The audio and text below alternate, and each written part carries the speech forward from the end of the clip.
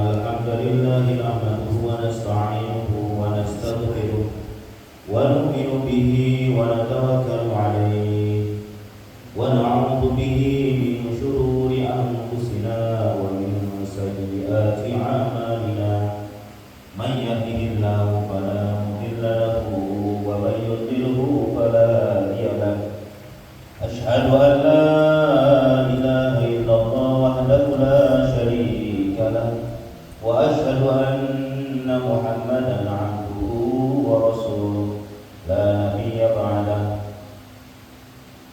قال الله تعالى في كتابه الكريم إن الذين قالوا ربنا الله ثم استقاموا فلا خوف عليهم ولا هم يحزنون.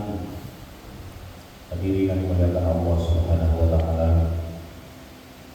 bersyukur kepada Allah kita baru saja menyelesaikan satu perintah Allah, menunaikan satu perintah Allah yang begitu istimewa, yaitu sholat isya berjamaah. Yang dikatakan di dalam satu riwayat, seumpama orang-orang yang malas ke masjid itu tahu fadilahnya berjamaah sholat isya dan berjamaah sholat subuh, niscaya mereka ini akan merangkak sekalipun mereka dalam keadaan sakit.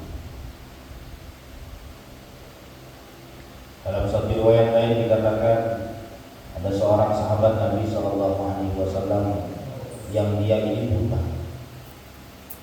Maka dia bertanya kepada Rasulullah SAW, "Ya Rasul, apakah saya ini masih wajib datang ke masjid?" Maka Nabi menjawab, "Apakah kamu masih mendengar suara azan?" Maka dijawab, "Masih ya Rasulullah, saya masih dengar." "Kalau begitu kamu masih harus datang ke masjid." Ada seorang sahabat lagi yang dia ini jadi membuat tali antara dirinya dengan masjid, antara rumahnya dengan masjid. Suatu ketika di subuh yang malam itu sehabis turun hujan, sahabat ini berangkat ke masjid. Di tengah perjalanan terpeleset jatuh. Maka dia kembali lagi ke rumah, ganti pakaian lagi, diganti lagi pakaiannya, kemudian berangkat lagi sambil nuntut tali. Di tengah-tengah jalan, karena ini jalanan licin, jatuh lagi yang kedua kalinya. Dia pun akhirnya pulang lagi ke rumah, ganti lagi pakaiannya, dia berangkat lagi.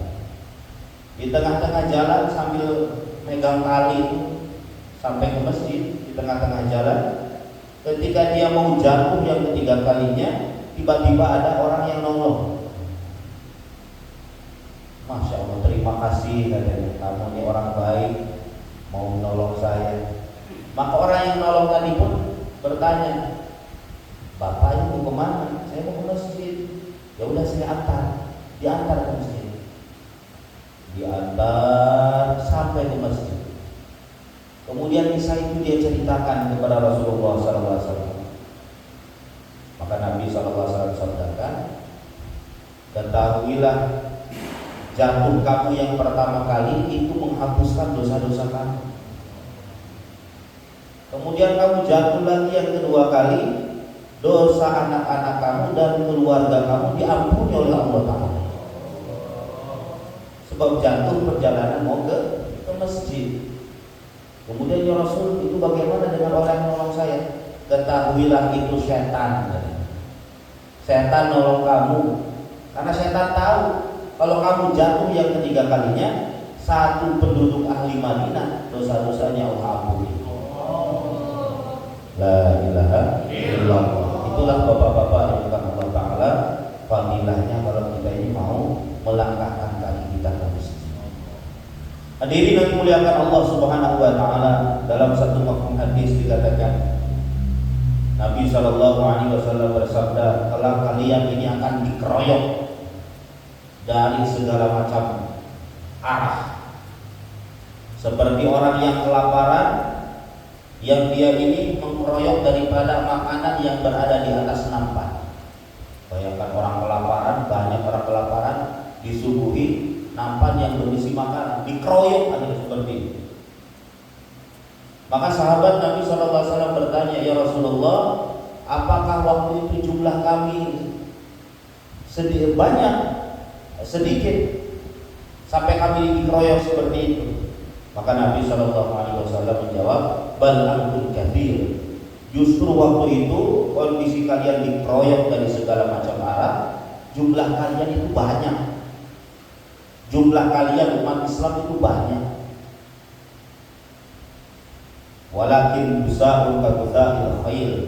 Akan tetapi kalian ini seperti buih di lautan, buih habis banjir ataupun buih di lautan. Gak ada kekuatannya sama sekali. Kata Nabi, kalian tahu kenapa kondisi kalian waktu itu sekalipun jumlah banyak-banyak, akan tapi kalian tidak punya kekuatan. Bahkan diri kalian umat Islam itu seperti buih. Karena Nabi SAW sabdakan, karena kalian menderita penyakit wahan. Apa itu wahan ya Rasul? Kata Nabi SAW, wahan adalah hubbud dunya wa karahiyatul maut. Cinta dunia, takut mati. Bahasa yang lain, cinta materi, takut resiko. Sudah menjadi sunatullah, kalau kita mencintai segala sesuatu di dunia ini, itu kita pasti akan meninggalkannya. Entah kita duluan atau mereka duluan. La ilaha illallah. Maka hadirin akan Allah Subhanahu wa taala, dalam satu kisah lain dikatakan ada seorang raja. Raja ini sakit. Sakitnya ini begitu aneh. Dia ini gak bisa buang angin 1 minggu penuh. Maka disebarkanlah ini, sayembara, siapa yang bisa menyembuhkan raja, dia ini akan dikasih separuh daripada kerajaannya raja. Tabib-tabib didatangkan, satu pun tidak ada yang bisa menyembuhkan. Akhirnya terdengarlah kabar ini oleh seorang soleh. Orang soleh ini datang akhirnya ke kerajaan. Kata pengawal kerajaan, Bapak siapa? Saya yang akan mengobati raja, insya Allah. Betul Bapak bisa mengobati raja? Insya Allah. Ya jauhnya seperti itu. Akhirnya dia masuklah ke kamar raja. Dilihat tubuh raja ini sudah membiru, sudah perutnya besar, membiru. Karena ini 1 minggu gak buang angin. Kata orang soleh tadi, betul raja, kalau saya ini bisa menyembuhkan, kamu akan kasih separuh daripada kerajaan kamu. Ya, sambil tersengal-sengal raja itu. Maka dipeganglah perutnya. Dia baca-baca itu ya, wallahu alam bacanya apa. Yang jelas ini doanya manjur bicara. Tiba-tiba selepas beres dipegang perutnya, kemudian didoakan orang soleh tadi, gak lama kemudian terdengarlah kentut yang begitu keras. Bayangkan Pak, 1 minggu gak buang angin. Ini kalau bagi raja satu penyakit yang aib ini seperti itu. Maka raja langsung siuman, sehat kembali. Kemudian dituntut orang soleh tadi, ayo mari, saya akan tunjukkan katanya apa hadiah yang akan diberikan kepada kamu. Tidak raja, saya menolak. Kamu ini bagaimana katanya? Kamu ini aneh sekali. Saya mau ngasih separuh kerajaan saya sama kamu. Maka apa jawabannya orang soleh tadi? Untuk apa saya menerima setengah kerajaan yang kau akan berikan kepada saya, kalau nilainya itu sama seperti kentut kamu? La ilaha illallah. Jadi nilai kentutnya itu sama dengan separuh daripada kerajaannya. Ini orang soleh saking gak pinginnya dengan dunia, maksudnya seperti itu. Hadirin maka Allah Subhanahu wa taala, maka Allah taala mengirim kita ke dunia untuk satu maksud yang besar. Selepas kita mengenal Allah Subhanahu wa taala, lurus keyakinan kepada Allah taala, meyakini Allah taala, kemahasempurnaan Allah Ta'ala, maka tuntutan kita yang kedua adalah meluruskan keyakinan kepada Rasulullah SAW. Kita yakini, ucapkan dengan lisan, pikirkan dengan otak, yakini betul di dalam hati bahwasanya tidak ada jalan untuk menggapai ridho Allah Subhanahu wa Ta'ala kecuali kita ini mengikuti jejak langkah baginda Rasulullah sallallahu alaihi wasallam. Apalagi ini di bulan Maulid, ini bulan kelahirannya Nabi sallallahu alaihi wasallam, yang mana bulan Maulid ini bulan kegembiraan, bulan gembira. Yang pertama kali merasakan manfaatnya gembira dengan dilahirkannya Nabi itu Abu Lahab. Abu Lahab ini ketika masa hidupnya Nabi ketika dilahirkan, dia ini saking senangnya ini lahir keponakan dia, maka dia memerdekakan Suwaibah. Suwaibah ini hamba sahaya wanitanya yang kelak akan menjadi ibu inangnya Nabi yang pertama sebelum diserahkan kepada Siti Sa'diyah. Maka diceritakan oleh Al-Imam Ibnu Hajar di dalam kitab Rawdhah itu Sayyidina Abbas radhiyallahu anhu bermimpi berjumpa Abu Lahab.